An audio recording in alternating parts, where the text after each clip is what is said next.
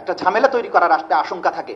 সুতরাং সুপ্রিম কোর্টের যে সচিবালয় সেটাই ভালো পদ্ধতি, এবং বিচারক নিয়োগের ব্যাপারে যে সমস্ত সংস্কার প্রস্তাব এসছে বা আইনগুলো যেভাবে হচ্ছে সেগুলোকে যতদূর সম্ভব কার্যকর করতে হবে, কারণ এগুলো করাই হয়েছে বিচার বিভাগ থেকে সঠিক রেজাল্টটা পাওয়ার জন্য।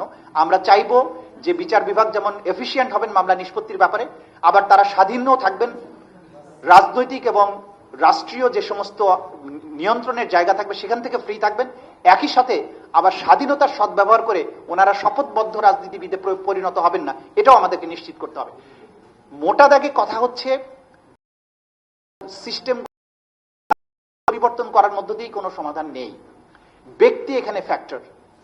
একজন জাস্টিস শাহাবুদ্দিন আহমেদ যদি চিফ জাস্টিস হয়, তিনি যে রোলটা প্লে করবেন সেই জায়গায় যদি আরেকজন শপথবদ্ধ রাজনীতিবিদ প্রধান বিচারপতি হয়, তিনি নিশ্চয়ই একই রোল প্লে করবেন না।